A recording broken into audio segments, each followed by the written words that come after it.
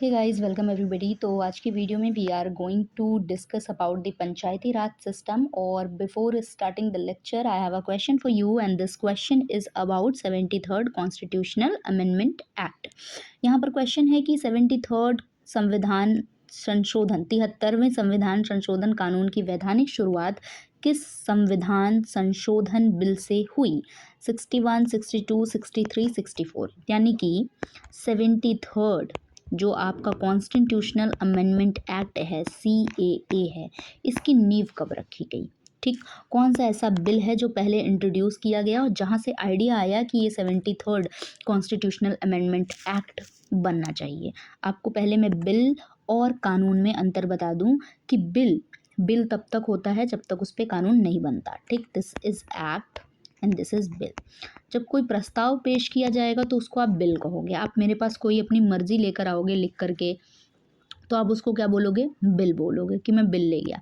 अब जब मैं बोल दूंगी कि हाँ ठीक है ये तुमने सही लिखा, ठीक, मैं पार्लियामेंट के रिस्पेक्ट में बता रही हूँ आपको, तो ये क्या हो जाएगा? एक्ट हो जाएगा। जब पार्लियामेंट इसको पास कर देगी, जब राज्यसभा और लोकसभा इसको पास कर देंगे तो क्या हो जाएगा? ये एक्ट बन जाएगा। कोई भी बिल एक्ट बन जाएगा जब उसको पार्लियामेंट पास कर देगी, राइट। तो ये समझ में आ गया आपको, बिल और एक्ट। अभी इसका जो आंसर है I will tell you at the end of the lecture, ठीक है। तो तब तक के लिए हम अपना जो वीडियो है उसको स्टार्ट करते हैं। हो सकता है कि आपको वीडियो के बीच में ही इसका आंसर मिल जाए, और आंसर आपको तभी मिलेगा जब आप बहुत ही ध्यान से सिंसियरली इस वीडियो को देखोगे, राइट। चलो हम अपने वीडियो को स्टार्ट करते हैं। Here is your Panchayati Raj system. और यहाँ पर सबसे पहले हमारा this is the idea of local self government. Local self government क्या होती है? लोकल से आपको समझ में आ रहा होगा, कुछ तो बात है जो लोकल लेवल पर आज हम करने जा रहे हैं। और सेल्फ गवर्नमेंट यानी कि हमारी खुद की सरकार जो हम खुद बनाएंगे। यस, खुद के लिए खुद की सरकार चुनना, वो भी लोकल लेवल पे। That is exactly wow. चलो before starting this all this things, मैं आपको डिफरेंट समझाना चाहती हूँ। ग्राम पंचायत क्या है? ये ग्राम सभा, यस, ग्राम सभा एंड ग्राम पंचायत। आपको इसमें अंतर पता है कि नहीं? आई डोंट नो, हो सकता है कुछ को पता हो कुछ को ना पता हो। तो ग्राम पंचायत और ग्राम सभा जब आप समझ जाओगे ना, तो आप इसको अच्छे से कनेक्ट कर पाओगे इस चैप्टर को, इसलिए मैं बता रही हूँ। देखो, मान लो कि आपका एक गांव है, ठीक है। आपका एक गांव है जहाँ पर कुछ, मान लो कि 50 लोग रहते हैं, ठीक। मान लो 50 लोग रहते हैं, 2000 लोग रहते हैं, कुछ भी मान लो, ठीक। गिनती अपने मन से रख लो कि उतने लोग रहते हैं, ठीक। यहाँ पर गांव में जितने लोग रहते हैं उनका नाम अगर वोटिंग लिस्ट में है, ठीक है। वोटिंग लिस्ट में नाम होता है ना, जैसे आप 18 के हो जाते हो तो आप वोटर आईडी कार्ड बनवाते हो, वोट देने जाते हो, राइट। तो वोटिंग लिस्ट में जिनका नाम है गांव में, सारे का नाम है, तो वो सारे मिलकर क्या बनाते हैं? ग्राम सभा बनाते हैं। एकदम सिंपल है, एकदम सिंपल है कि गांव में जिन जो वोटर्स हैं, गांव में जो वोटर्स हैं वही क्या बना रहे हैं? आपकी ग्राम सभा बना रहे हैं, ठीक। और आपकी जो ये ग्राम सभा है, ये आर्टिकल 243A में दी गई है। सबसे पहले ग्राम सभा की ही डेफिनेशन है आपके पास, ठीक, 243A। क्योंकि ये पंचायती राज जो है ना, ये आपका 243 लगता ही है, ठीक। 243 आर्टिकल आपका लेता है ये पंचायती राज। तो आपकी डेफिनेशन किस में दी गई है? 243A में। किसकी दी गई है? ग्राम सभा की। तो ये ग्राम सभा ये चीज़ हो गई। अब ग्राम पंचायत क्या होती है? पंचायत में पंचायती समझ लो आप, ठीक। पंचायत में क्या होती है? पंचायती होती है। पंचायती करने के लिए हम लोगों को इलेक्ट करते हैं कि भाई तू मेरी पंचायती करेगा, तू करेगा, तू करेगा, ऐसा करके। मतलब मैं एग्जाम्पल दे रही हूँ आपको ताकि आपको याद हो जाए कि ये सारे जो गांव के लोग हैं, जो वोटर हैं, वो क्या करेंगे? अपनी पंचायत को चूज़ करेंगे। क्या करेंगे? अपनी पंचायत को चूज़ करेंगे, ठीक है। और पंचायत होगी, ये आपका किस में लिखा है? आर्टिकल 243B में, ठीक। पहले वोटर होंगे तभी तो वोटिंग होगी ना। तो वोटर होंगे तो वोटर ए में होंगे, फिर जिसको वोट करेंगे वो बी में होगा, है ना। तो यहाँ पर क्या है? मान लो ये आपका ग्राम सभा है, इतनी बड़ी सी आपकी ग्राम सभा है जहाँ पे बहुत सारे लोग हैं। उन्होंने कुछ चुनिंदा लोगों को ढूंढ के क्या बनाया है? अपना सरपंच वगैरह बनाया है, ठीक, अपनी एग्जीक्यूटिव बॉडी बनाई है यहाँ पर, ठीक। तो इतने सारे मुट्ठी भर लोगों को इन्होंने चुना है, इतने सारे लोगों ने, ये सब क्या थे, ये सब वोटर थे, उन्होंने इनको चुना है। तो ये चीज़ आपको क्लियर हो गई कि ग्राम पंचायत क्या है, एक स्मॉल इलेक्टेड बॉडी है जो कि विलेज के एडमिनिस्ट्रेशन को चलाती है, जो कि गांव के प्रशासन को चलाती है, राइट। वो इलेक्ट करती है, ये वोटर्स किसको किसको इलेक्ट करते हैं, ये वोटर्स इलेक्ट करते हैं मुखिया, जैसे नहीं तो गांव का मुखिया जी, मुखिया जी कौन बनाता है, अगर मैं आपके गांव में जाऊं तो क्या मैं मुखिया का चुनाव कर सकती हूँ, नहीं, पहले मुझे आपके गांव की वोटिंग लिस्ट में अपना नाम लिखवाना पड़ेगा, उसके बाद मैं क्या कर सकती हूँ, वोट कर सकती हूँ मुखिया के लिए, राइट। पंच मेंबर का चुनाव भी यही लोग करते हैं, पंच जो मेंबर होते हैं ना गांव के, पंच, पंच और सरपंच आप वर्ड सुने होंगे, तो पंच मेंबर्स का, मुखिया का, ये सब का चुनाव कौन करता है, यही गांव के लोग, गांव के लोग यानी कि गांव के वोटर, गांव के लोग यानी कि ग्राम सभा, ठीक है, ग्राम सभा याद रहेगा आपको। चलो अब स्टार्ट करते हैं। तो ये क्या है, एक तरीके से हमारे ही गांव के लोगों को लेकर के हमारे ही लिए गवर्नमेंट बना दी गई, यानी कि हम में से ही कोई बीच का, हमारे ही बीच का कोई आदमी जो है हमारे लिए सरकार चला रहा है, या हो सकता है हम ही वो हों जो वोट करके इलेक्ट हुए हों, वोटिंग के थ्रू इलेक्ट हुए हों।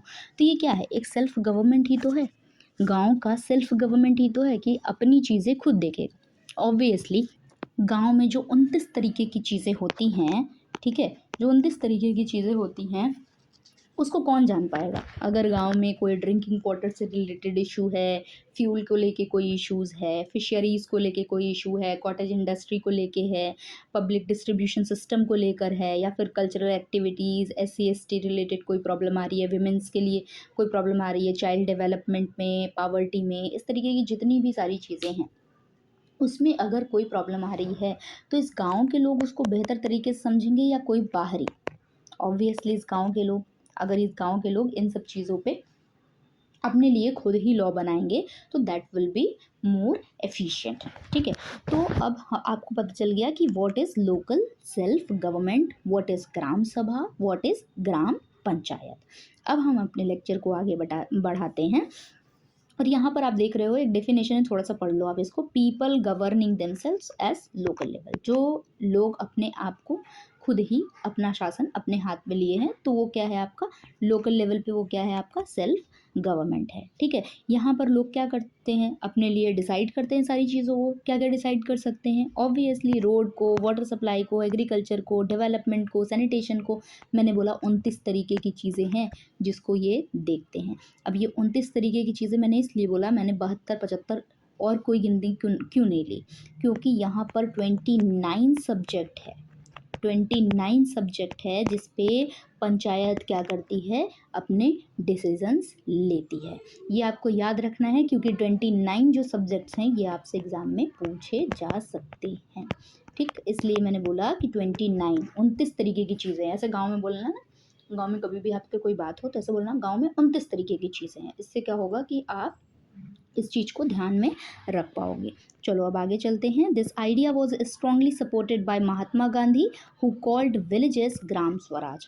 अब गांधी जी को तो आप जानते ही हो कि गांधी जी कहा करते थे कि India lives in its villages, Bharat गांवों में बसता है, ऐसा कहा करते थे ना। तो ये जो ग्राम स्वराज जो टर्म है ये किससे सपोर्टेड है, ऑब्वियसली महात्मा गांधी से। महात्मा गांधी ने ग्राम स्वराज को काफ़ी ज़्यादा सपोर्ट करा था, और अभी भी आप directive principle of state policy में देखते हो कि वहाँ पर जो आपका आर्टिकल 40 है, 43 है, जो विलेज पंचायत हो गया, आपका कॉटेज इंडस्ट्री हो गया, वो भी गांधीयन जो ग्राम स्वराज पॉलिसी है उससे इन्फ्लुएंस्ड है, ठीक है। तो चलो अब हम स्टार्ट करते हैं इवोल्यूशन ऑफ पंचायती राज। यहाँ पर से भी डायरेक्ट क्वेश्चन पूछा जाता है कि कौन सी ऐसी पहली कमेटी थी जिसने पंचायती राज सिस्टम के मामले में अपनी रिकमेंडेशन दी, तो it is Balwant Rai Mehta committee. अब आता है कि हम इसको याद कैसे रखेंगे, क्योंकि अशोक मेहता और बलवंत राय मेहता में हमें कन्फ्यूज़न हो जाती है, राइट। हो सकता है आपको ना हो, बट बहुत सारे लोगों को मैंने देखा है कि बलवंत राय मेहता और अशोक राय मेहता में बहुत कंफ्यूज्ड रहते हैं वो। तो इसको कैसे आप टैकल करोगे? आप एक चीज़ जानते हो कि B R Ambedkar Ambedkar first थे जिन्होंने कॉन्स्टिट्यूशन लिखा। हम उनको फर्स्ट ही कंसिडर कर, कॉन्स्टिट्यूशन लिखने वाले के लिए बी आर अम्बेडकर, ठीक, कॉन्स्टिट्यूशन लिखने के लिए बी आर अम्बेडकर। तो यहाँ पर भी पंचायती राज लिखने वाले बी आर से बी आर याद रहेगा, ठीक है, बी आर मेहता, ठीक। तो B R Mehta is the first जिन्होंने अपने रिकमेंडेशन किसके बारे में दिए, पंचायती राज सिस्टम के बारे में दिए, एंड इट वाज 1957। आप 1957 याद कर लो, उसके बाद +20 कर लेना, उसके बाद आपको मिल जाएगा अशोक मेहता कमेटी। अशोक मेहता +20 करना है बस, और कुछ नहीं। यहाँ से आपको 57 से 77 कर लेना है बस, और कुछ नहीं करना है। 57 से आपको 77 कर लेना है, ठीक। तो कितना ईजी हो गया ये चीज़ें, ध्यान में रखना। और यहाँ पर देखो, जब आपने एक जगह बढ़ाया है तो थोड़ा तो घटाना पड़ेगा ना बैलेंस करने के लिए। यहाँ पर क्या है, इन्होंने जो रिकमेंडेशन दिए उसमें इन्होंने इंट्रोड्यूस किया 3 टियर पंचायती राज सिस्टम। यानी कि पहले आपका क्या होगा, ग्रास रूट लेवल पे क्या होगा, पहले आपका ये विलेज पंचायत होगा। ये तो चला ही गया, पता नहीं कहाँ, चलो दोबारा बनाते हैं। ग्रास रूट लेवल पे आपका क्या होगा, पहले विलेज लेवल पे आपका ग्राम पंचायत होगा, फिर ब्लॉक लेवल पे आपका पंचायत समिति होगा, फिर जिला परिषद होगा आपका डिस्ट्रिक्ट लेवल पे। तो ये 3 लेवल आपके बनेंगे किसके लिए, एडमिनिस्ट्रेशन के लिए। अच्छा, जो ये 3 टियर है इसको ध्यान रखना, ये बलवंत राय मेहता कमेटी से रिलेटेड है। पूछा जाएगा कि 3 टियर पंचायती राज सिस्टम किसने दिया, तो it is Balwant Rai Mehta committee, not Ashok Mehta. Ashok Mehta में कन्फ्यूज़न इसलिए हो सकती है क्योंकि उन्होंने जो टियर दिया है वो कौन सा है, 2 टियर पंचायती राज सिस्टम, ठीक। उस इसमें में से एक नहीं है, ये वाला गायब है उनमें, ठीक। उनमें क्या है, केवल उनमें है केवल जिला और ग्राम। एक ग्राम पंचायत हो गया विलेज लेवल पे, और डिस्ट्रिक्ट लेवल पर जिला परिषद हो गया, ठीक। तो उनके में केवल 2 है, यहाँ पर कितना है आपके पास, 3 है। तो 3 आप ध्यान ही रखना, ठीक। एक और इम्पॉर्टेंट फैक्टर यहाँ पर आता है कि जहाँ पर मोर देन 20 लाख आपकी पॉपुलेशन है वहाँ पर 3 टियर गवर्नमेंट होगी, और जहाँ पर लेस देन 20 लाख गवर्नमेंट है, पॉपुलेशन है, वहाँ पर क्या होगा आपका 2 टियर पंचायती राज सिस्टम लगेगा। ऑब्वियसली आप इसको ऐसे समझ सकते हो कि जहाँ पर ज़्यादा पॉपुलेशन होगी वहाँ पर आपको डिवीज़न ज़्यादा करना पड़ेगा, है ना, आपको एडमिनिस्ट्रेशन करने में प्रॉब्लम आएगी। तो आपको 3 लेवल तो कम से कम देखना ही पड़ेगा, वहाँ पे आपको ब्लॉक भी बनाना पड़ेगा, विलेज भी बनाना पड़ेगा, डिस्ट्रिक्ट भी बनाना पड़ेगा। पर अगर 20 लाख से कम है तो उसको आप 2 हिस्सों में डिवाइड करके आप काम चला सकते हो, राइट। चलो तो अब आगे बढ़ते हैं। अब जो आपका पहला स्टेट है जिसने इस पंचायती राज को एक्सेप्ट किया वो कौन सा है, राजस्थान का नागौर। कौन है, नागौर। आपको ध्यान रखना है, नागौर डिस्ट्रिक्ट, ठीक है। अब क्या ये, क्योंकि बहुत कॉमन हो गया है, राजस्थान सबको पता होता है, इसलिए आपको नागौर भी थोड़ा सा ध्यान में रखना पड़ेगा। उसके बाद आंध्र प्रदेश दूसरा है, हो सकता है कभी पूछ लिया जाए, ठीक है, लेकिन राजस्थान तो याद ही याद रखना, राजस्थान का नागौर। नागौर 2-3 बार अपनी कॉपी में लिख लो, अगर नहीं याद हो रहा है तो आपको याद हो जाएगा, ठीक है। ये 1959 में इसने अडॉप्ट किया है, ठीक। 2 साल तो लग जाते हैं अप्रॉक्सीमेटली, इंडिया में चीज़ें धीरे धीरे होती हैं, इतना तो चलता है। अब आ जाओ आपकी नेक्स्ट इम्पॉर्टेंट कमेटी जो कि है अशोक मेहता कमेटी, 1977। मैंने बोला 57 से आपको क्या करना था, बस +20 करना था, और आपको क्या मिल जाता 1977। तो इसमें कुछ आपको याद रखने की ज़रूरत ही नहीं पड़ेगी। और ऐसा इसलिए मैंने बताया क्योंकि बहुत सारे क्वेश्चन ऐसे आ जाते हैं जो कि ऑर्डर में लगाने को आ जाता है कि आप सीरीज़ बताओ कौन पहले आया कौन बाद में आया। तो इसलिए याद रखना, बी आर तो पहले ही पहले रहेंगे, उसके बाद मेहता मेहता आप एक साइड कर देना, मेहता और मेहता, ठीक। तो आपको एक तो पता चल गया कि ये तो बी आर होंगे, तो दूसरा बचा कौन, अशोक ही बचे, है कि नहीं, अशोक मेहता बी आर मेहता। तो ऐसा करके आप पहले इसको लगा लोगे आंसर वाइज। चलो अब देखो यहाँ पर इन्होंने क्या इंट्रोड्यूस किया है, 2 टियर सिस्टम को इंट्रोड्यूस किया, जैसा कि मैंने बताया कि इन्होंने किस पे, विलेज पे और जिला लेवल पे, ठीक, विलेज पे और डिस्ट्रिक्ट लेवल पे 2 ही लेवल इन्होंने बताए अपने पंचायती राज सिस्टम के रिकमेंडेशन में, ठीक। इसके बाद आता है आपका JV के Rao committee, 1985, L N Singhvi committee 1986। ये इसलिए इम्पोर्टेंट है कि आपके वही जो मैंने बताया ना कि ऑर्डर में क्वेश्चन लगाने को आ जाता है, इसलिए ध्यान करना ज़रूरी है। तो यहाँ आप इजी तरीके से याद रख सकते हो। के बाद क्या आता है बताओ? कोई भी बोलेगा एल आता है। के बाद क्या आता है? एल आता है। तो JVKLN, ठीक है, JVKLN, तो आपको ये याद रहेगा, ठीक है। अशोक मेहता हो गया आपका, JVK हो गया और LN सिंघवी हो गया, ठीक। तो ये 3-4 चीज़ें अगर आप लगा लोगे तो ऑब्वियसली पूरा आपका सॉल्व हो जाएगा। यहाँ पर इन्होंने किस पे जोर दिया है? Panchayati Raj institution should be central to rural development. अब दूसरा इंपॉर्टेंट पार्ट क्या है आपके पास? LN Singhvi committee, PK Thungon committee, ये सब आसपास की कमेटीज़ हैं। 85, 86, 88 ये सब आसपास के हैं, ठीक है। 10 साल और आप प्लस कर लेना उसमें अशोक मेहता में, और आपको ये सारी चीज़ें मिल जाएंगी, राइट। तो LN सिंघवी कमेटी क्या है? ये बहुत इम्पॉर्टेंट है। क्यों इम्पॉर्टेंट है? क्योंकि इन्होंने बोला कि पंचायती राज यानी कि पंचायत को कॉन्स्टिट्यूशनल स्टेटस मिलना चाहिए, यानी कि उसको कॉन्स्टिट्यूशन में जगह मिलनी चाहिए, ठीक है। हमारे ऐसे रिकमेंडेशंस तो आते रहेंगे, बट इसको क्या मिलना चाहिए? कॉन्स्टिट्यूशनल रिकग्नाइजेशन मिलना चाहिए, कॉन्स्टिट्यूशन की तरफ से इसको पहचान मिलनी चाहिए, कॉन्स्टिट्यूशन में इसको होना चाहिए। तभी आप पढ़ते हो ना कि ये आपके 73rd कॉन्स्टिट्यूशनल अमेंडमेंट से होकर आया हुआ है आपका पंचायती राज सिस्टम, है ना।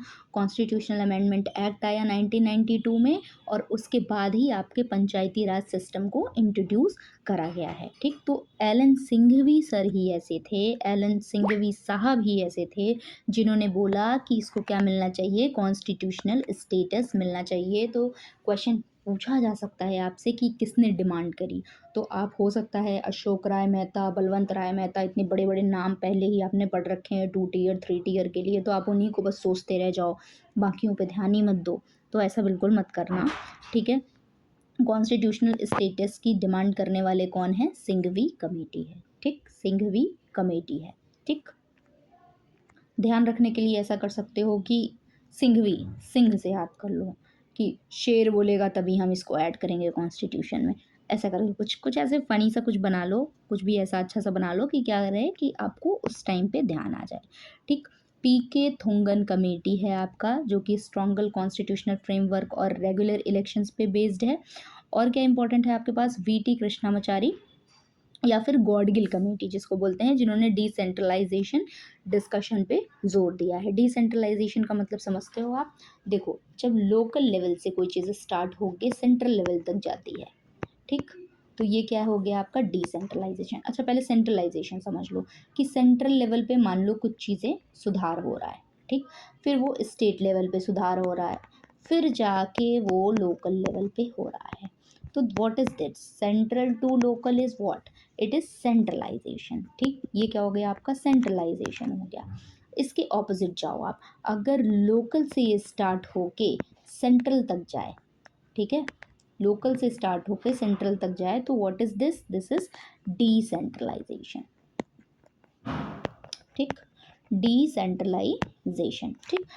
क्योंकि यहाँ पर जो आप देख रहे हो कि सेल्फ गवर्नमेंट है, गांव के लोग हैं वो इलेक्ट कर रहे हैं और अपना ही गवर्नमेंट खुद चला रहे हैं। फिर इसी तरीके से आप स्टेट में देखते हो, फिर इसी तरीके से आप सेंटर पे देखते हो, तो ये क्या है? एक डिसेंट्रलाइज्ड गवर्नमेंट का पार्ट है। चलो, अब देखो आप यहाँ पर एक बहुत ही इम्पॉर्टेंट पार्ट है कि 73rd कॉन्स्टिट्यूशनल अमेंडमेंट 1992, यही वो पार्ट है, यही वो कॉन्स्टिट्यूशनल अमेंडमेंट एक्ट है जिसके थ्रू आपके पंचायती राज सिस्टम को आज पार्ट 9 में कॉन्स्टिट्यूशन के ऐड किया गया है, ठीक। It added part 9 in the constitution of India, उसने पार्ट 9 को ऐड करवाया। उसके बाद 243 से लेके 243 ओ तक जो आपका है वो पंचायती राज के बारे में लिखा गया है, ठीक। अगर ये देखो आप 243 से अगर आप आगे बढ़ोगे तो आपको 73 से भी आगे बढ़ना पड़ेगा। 74th कॉन्स्टिट्यूशनल अमेंडमेंट पे जाओगे तो आपको ओ के आगे की चीज़ें मिलेंगी, जो कि किस में इंक्लूड होगा? म्यूनिसिपैलिटी में इंक्लूड होगा, ठीक है, ठीक है। उसके बारे में हम बाद में बात करेंगे। यहाँ पर आपको 3 टियर की पंचायती राज सिस्टम को इंट्रोड्यूस किया गया। ऑब्वियसली यस, क्योंकि बलवंत राय मेहता कमेटी ही पहली कमेटी थी और उन्होंने भी 3 टियर पंचायती राज सिस्टम को रेकमेंड करा था। Added 11 schedule. और ध्यान रखना है आपको, ये 73rd कॉन्स्टिट्यूशनल अमेंडमेंट में केवल एक पार्ट नहीं जुड़ा था आपका पंचायती राज के लिए कि भारत में पंचायती राज सिस्टम होना चाहिए और उसको कॉन्स्टिट्यूशनल रिकग्नाइजेशन मिलना चाहिए। सिर्फ यही नहीं हुआ, इसके साथ जो आपके शेड्यूल है ना, जो कि पहले 8 थे, अब कितने हो चुके हैं, 12 हो चुके हैं, आपको पता होगा। तो आपके 12 शेड्यूल हैं, ठीक, जिसमें अलग अलग तरीके की चीज़ें लिखी गई हैं, अनुसूची जिसको आप हिंदी में बोलते हो। तो यहाँ पर इन्होंने 11 शेड्यूल भी ऐड करवाया। कभी अगर मान लो डायरेक्ट क्वेश्चन पूछा जाए कि आपका 11th जो शेड्यूल है वो कौन से कॉन्स्टिट्यूशनल अमेंडमेंट एक्ट से जोड़ा गया, तो it is 73rd constitutional amendment act. और इसी के थ्रू यहाँ पर 29 सब्जेक्ट जोड़े गए। 29 सब्जेक्ट में आपका वही सब जोड़ा गया, वाटर और रोड के बारे में, खादी, विलेज, कॉटेज इंडस्ट्री, फिर क्या फॉरेस्ट्री क्या होगी, फिशरीज़ क्या होगी, मतलब किस किस सब्जेक्ट पे आपकी पंचायती राज जो है, आपकी पंचायत जो है डिसीज़न ले सकती है, किस किस चीज़ की रिस्पॉन्सिबिलिटी ले सकती है, तो वो वही 29 चीज़ें हैं जिसकी वो रिस्पॉन्सिबिलिटी ले सकती है। और ये किस में लिखा गया है, 11th शेड्यूल में, ठीक है, ध्यान रहेगा। चलो, तो अब आगे बढ़ते हैं। आगे अब आपके पास हैं कुछ इम्पॉर्टेंट आर्टिकल्स। इम्पॉर्टेंट आर्टिकल्स में आपके कौन कौन से हैं, देखो, आपका जो पंचायती राज है वो 243 में कवर होता है, ठीक। 243 में आपको पंचायती राज भी कवर होता है और म्यूनिसिपैलिटी भी कवर होती है, ठीक। तो 243 में कहाँ से कहाँ तक आपका पंचायती राज है, ऑब्वियसली ए से लेके कहाँ तक है, ओ तक है। तो ए से लेके ओ तक सब तो नहीं, पर जो बहुत इंपॉर्टेंट है वो मैंने यहाँ ला के रखे हैं, उसको आप देख लो, ठीक है। तो वो आपका हेल्पफुल रहेगा एग्जाम में, क्योंकि पूछा जाता है, वो काफ़ी ज़्यादा पूछा जाता है, ठीक। तो आर्टिकल ए तो पहले इंपॉर्टेंट है, 43A, जो कि मैं पहले ही बता चुकी हूँ कि पहले क्या रहेंगे, कुछ लोग रहेंगे जो कि कौन है, वोटर हैं, ठीक। अब वोटर रहेंगे तो ये किसी को क्या करेंगे, सेलेक्ट करेंगे, ठीक, ये इलेक्टेड मेंबर रहेंगे, ठीक है। तो यहाँ पर 243A क्या करता है, ग्राम सभा को डिफाइन करता है। ये वोटर कौन है, ग्राम सभा है, ठीक। All registered voter of village, जितने भी रजिस्टर्ड वोटर हैं विलेज के, वो आपके 243A में आएंगे, ठीक है। 243A इसीलिए बना ताकि वो बता सके आपको कि ग्राम सभा क्या होती है। ग्राम सभा क्या है, ये किस में डिफाइन है, 243A में। 3-4 तरीके से मैं बता चुकी हूँ इसको, ठीक है, अब आप समझ जाओ। चलो, दूसरा आपका इंपॉर्टेंट आर्टिकल है आर्टिकल 243B। 243B क्या कहता है कि 3 टियर का पंचायती राज सिस्टम आपका होगा, या फिर आप मोटे तौर पे याद रखो कि आपका पंचायत होगा। पहला आपका कहता है कि आपका ग्राम सभा होगा, ठीक है, ग्राम सभा होगा, पहला आपका बोलता है कि ग्राम सभा होगा। दूसरा जो आर्टिकल है, बी वाला आर्टिकल है, वो बोलता है ग्राम सभा होगा तो भाई पंचायत भी तो होगा ना, डिसीजन कौन लेगा, डिसीजन तो पंचायत लेगा, है ना। क्या 2000 लोग हैं तो 2000 लोग मिलकर डिसीजन लेंगे क्या, नहीं ना, किसी एक मेंबर को इलेक्ट करेंगे, खड़े करेंगे और फिर डिसीजन लेंगे। तो ये क्या होगा, पंचायत रहेगा एक। आप अगर ऐसे भी याद रखते हो तो आपको याद हो जाएगा, या फिर आप इसको एक कॉमन लैंग्वेज में बोल दो कि कॉन्स्टिट्यूशन ऑफ पंचायत। पंचायत का क्या है ये, कॉन्स्टिट्यूशन। कॉन्स्टिट्यूशन मतलब संगठन, ठीक। अब देखो आपका आर्टिकल 243D इम्पॉर्टेंट है। हालांकि सी में कॉम्पोजिशन ऑफ पंचायत है, दोनों ही पंचायत के बारे में है, इसलिए मैंने नहीं लिखा। डी ज़्यादा इंपॉर्टेंट है, इसलिए आप इस पर थोड़ा सा फोकस करो। डी क्या है, डी आपका रिजर्वेशन पंचायत को बताता है, ठीक। रिजर्वेशन कितना होना चाहिए, हालांकि women reservation, SC ST reservation minimum 1/3 रखा गया है, ठीक, कि 1/3 रिजर्वेशन तो होना ही होना चाहिए। दैट इज़ 33% जो रिजर्वेशन होता है वो आपका होना चाहिए। ऑल्दो बहुत सारे स्टेट इसको फॉलो भी करते हैं, पर बिहार में अगर आप स्पेसिफिकली देखोगे तो ये 50% तक जाता है। बिहार में आप इस तरीके से कह सकते हो कि विमेंस का, SC STs का पार्टिसिपेशन पंचायत में ज़्यादा है, बिहार में 50% है, ठीक है, इसको आप थोड़ा सा ध्यान रखना। चलो, अब आ गया आर्टिकल आपका 243E। 243E क्या बताता है आपको, टर्म्स ऑफ पंचायत, कि पंचायत कितने साल के लिए होगी, 5 साल के लिए। अब 5 साल के लिए नहीं होगी, मान लो आपको मैं बना लूँ कि आप जीवन भर के लिए सरपंच हो या जीवन भर के लिए आप कोई मिनिस्टर हो, तो आप फिर अपनी मनमानी करोगे ना। अगर आपको पता है कि आप 5 साल के लिए हो, ठीक, आपके पास जो भी सारी आपको सुख सुविधाएँ मिल रही हैं सिर्फ़ ये 5 साल के लिए हैं, तो फिर आप और अच्छे काम करोगे पब्लिक के लिए, ताकि 5 साल बाद आप फिर कुछ बन सको, है ना?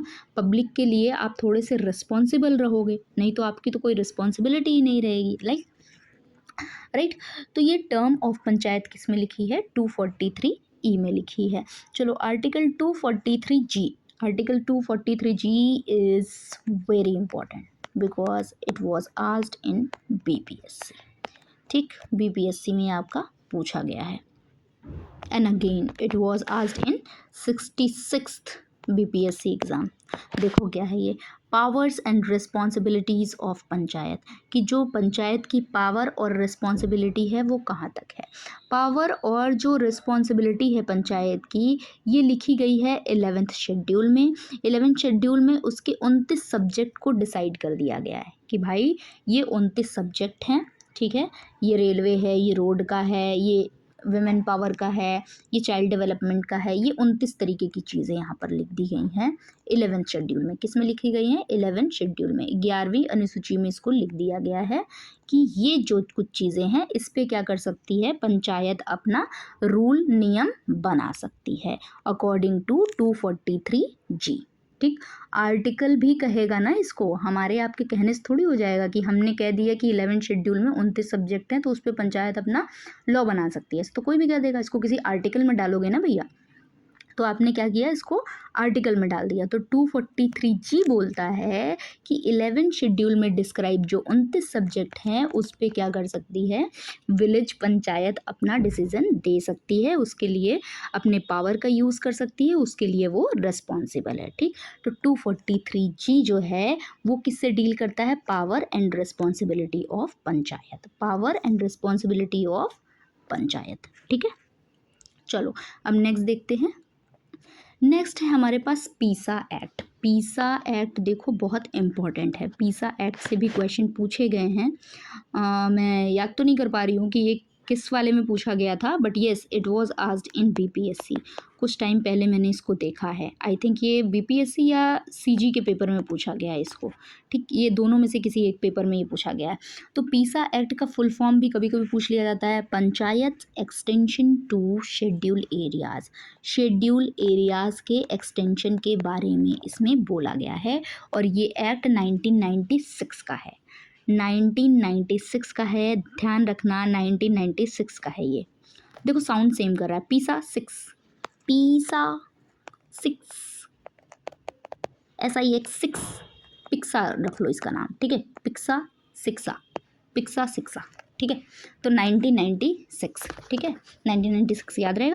देखो हालांकि यहाँ 3-4 जो आपके चीज़ें हैं, 3-4 जो रीजंस है वो दिए गए हैं, इंपॉर्टेंट पॉइंट दिए गए हैं, but the most important point is protection of tribal tradition and culture, क्योंकि ये शेड्यूल एरियाज़ के बारे में है। ये इसलिए इस एक्ट को लाया गया था ताकि जो ज़बरदस्ती का गाँवों का हस्तक्षेप हो किसी ऐसे एरियाज़ में जहाँ ट्राइब्स रह रही है या जो शेड्यूल एरियाज़ है जहाँ की चीज़ें थोड़ी सी बिगड़ सकती हैं, मामला थोड़ा सा ख़राब हो सकता है, तो उसके प्रोटेक्शन के लिए इस पीसा एक्ट को लाया गया। और इस पीसा एक्ट को बोला गया कि panchayat are not applicable to the 5th schedule areas, यानी कि जो 5th शेड्यूल एरियाज़ हैं, ठीक, जो 5th शेड्यूल आपके एरियाज़ हैं उसमें इसकी दखलंदाजी, पंचायत की दखलंदाजी नहीं चलेगी। हाँ, अगर आपको पार्लियामेंट कहती है, पार्लियामेंट अगर इसको एक्सटेंड करती है कि हाँ आप इस जगह के लिए नियम बना सकते हो, ऐसा कर सकते हो, तो आप कर सकते हो, otherwise you are not allowed to do this. चलो अब आ जाते हैं हम बिहार स्पेसिफिक फैक्ट्स पे, जो कि मैंने पहले ही आपको बता रखा है कि 50% रिजर्वेशन जो है वो विमेंस का है इन पंचायत, ठीक है, जो कि हाईएस्ट है अगर आप और सब स्टेट्स को देखो उसके मुकाबले, ठीक। मुखिया is the head of gram panchayat, obviously जो मुखिया होगा वही क्या होगा, ग्राम पंचायत का हेड होगा, तो आप ध्यान रखना यहाँ पर मुखिया क्या होता है, हेड होता है। बिहार हैज़ ग्राम कचहरी सिस्टम, जैसे आपने पढ़ा होगा लोक अदालत, और सारे स्टेट्स में जो है वो लोक अदालत है, यहाँ पर आप उसकी जगह पे ये देख सकते हो ग्राम कचहरी सिस्टम। और ये जो आपका ग्राम कचहरी सिस्टम है ना, इसके जो हेड होते हैं उसको क्या कहा जाता है यहाँ पे? सरपंच। सरपंच, ठीक, सरपंच जी जो रहते हैं ना, अभी आपने बहुत सारे ऐसे सीरियल भी देखे होंगे जिसमें सरपंच जी अपना डिसीजन सुनाते हैं मस्त गांव में बैठ के, ठीक है। तो ये कुछ इस टाइप का है आपके पास। बिहार स्पेसिफिक इतनी इन्फॉर्मेशन आप ध्यान रखना, सफिशिएंट रहेगा। चलो तो अब आ जाते हैं अपने क्वेश्चन पे। अच्छा, before going to the question, आपको मैं एक और चीज़ क्लियरली बता देना चाहती हूँ कि आपका 73rd कॉन्स्टिट्यूशनल अमेंडमेंट एक्ट, कहीं पर मैंने लिखा नहीं है इसमें, इसलिए मैं आपको अलग से बोल रही हूँ लिखने के लिए। 73rd कॉन्स्टिट्यूशनल अमेंडमेंट एक्ट आपका कब का है? 1992 का है। ऑल्दो ये 1993 से क्या हो गया? इम्प्लीमेंट हो गया। तो आप क्या लिख लो इसको? 1992 जो है उसको ध्यान से आप लिख लेना, छोड़ना नहीं, ठीक। और ये जो आपका एक्ट है वो नरसिम्हा राव गवर्नमेंट के टाइम पे पास हुआ है, ठीक है। नरसिम्हा राव गवर्नमेंट, ठीक है, नरसिम्हा राव गवर्नमेंट के टाइम पे पास हुआ है। अच्छा, तो सबसे पहले क्या यही था कि 73rd ही आया था कॉन्स्टिट्यूशनल अमेंडमेंट एक्ट? तो नहीं, इसके पहले आया था आपका 64th constitutional amendment act. Not act, it was bill, क्योंकि ये पास नहीं हुआ था। इट वॉज बिल क्योंकि ये राज्यसभा ने पास नहीं करा था। और ये आपका आया था 1989 में, जब किसकी गवर्नमेंट थी? राजीव गांधी की गवर्नमेंट थी। तो आपको गवर्नमेंट का भी नाम याद रखना है, ईयर भी याद रखना है। राजीव गांधी की गवर्नमेंट थी, ठीक है, राजीव गांधी आप ध्यान रखना थोड़ा, ठीक। टाइम याद रखना, ठीक। और कौन सा बिल आया था वो याद रखना, 64th, ठीक। कॉन्स्टिट्यूशनल अमेंडमेंट बिल, CAB, ठीक। पहले ये CAB था। CAB ऑल्दो था ही, क्योंकि ये क्या हो गया? पास नहीं हो पाया, तो उसकी जगह पे क्या लाना पड़ा? 73rd कॉन्स्टिट्यूशनल अमेंडमेंट बिल लाना पड़ा, जो कि पास हो गया, तो बन गया 73rd constitutional amendment act, right, याद रहेगा। इसके अलावा एक और बहुत इंपॉर्टेंट पॉइंट है आपका कि 24th ऑफ अप्रैल जब ये लागू हुआ, जो आपका 73rd कॉन्स्टिट्यूशनल अमेंडमेंट एक्ट था 1993 में जब ये लागू हुआ, तब से ही 24th ऑफ अप्रैल को आपका नेशनल पंचायती राज सिस्टम डे मनाया जाता है, ठीक है। नेशनल पंचायती राज सिस्टम डे मनाया जाता है आपका, ठीक है। आप ध्यान रखना इसको थोड़ा सा। चलो अब आ जाते हैं अपने क्वेश्चन पे। सो क्वेश्चन इज़ कि 73rd कॉन्स्टिट्यूशनल जो अमेंडमेंट एक्ट है उसकी शुरुआत कहाँ से हुई, किस बिल से हुई? तो ऑब्वियसली अभी जस्ट बताया मैंने कि ये कौन सा था, 64th आपका कॉन्स्टिट्यूशनल अमेंडमेंट बिल था। आपका 64वां संविधान संशोधन बिल था, जो कि 1989 में इंट्रोड्यूस किया गया। राजीव गांधी की गवर्नमेंट थी उस टाइम पर इसको पास नहीं होने दिया गया राज्यसभा के द्वारा। राजीव गांधी, राज्यसभा, ठीक है, RR। तो ये पास नहीं हो पाया तो ये एक्ट नहीं बना। फिर उसके बाद आई नरसिम्हा राव की गवर्नमेंट। नरसिम्हा राव की गवर्नमेंट आई और 73rd कॉन्स्टिट्यूशनल अमेंडमेंट एक्ट लाई। और इस अमेंडमेंट बिल से हम क्या बना लिए? अमेंडमेंट एक्ट बना लिए। और हमारा जो पंचायती राज सिस्टम है वो पार्ट 9 के कॉन्स्टिट्यूशन में आके लग गया। उसके साथ ही आपका जो 243G है उसमें ऐसा भी बताया गया कि यहाँ पर जो 11th शेड्यूल में 29 सब्जेक्ट दिए गए हैं, केवल उस पर डिसीजन लेने के लिए किसके पास पावर है? ग्राम पंचायत के पास पावर है। सो आई होप कि आपको सारी चीज़ें बहुत ही अच्छी तरीके से समझ में आ गई हो। फिर भी अगर कोई डाउट है, कोई कन्फ्यूज़न है तो आप डायरेक्टली पूछ सकते हो। चलो, thank you so much for watching this video. और आप देखते रहना इसी तरीके से और भी हमारे पास जो भी आपके कॉन्स्टिट्यूशन से रिलेटेड, हिस्ट्री से रिलेटेड कोई भी चीज़ है जिसमें हम बहुत ज़्यादा सफ़र करेंगे या फिर मैं देखूँगी कि बहुत ज़्यादा प्रॉब्लम आ रही है याद करने में या फिर समझने में, तो आई विल ट्राई कि उसको बहुत ही सिंपल लैंग्वेज में मैं आपको बता पाऊँ। तो thank you so much again for watching this video. मिलते हैं नेक्स्ट वीडियो में, तब तक के लिए bye bye. Do like, share and subscribe the video.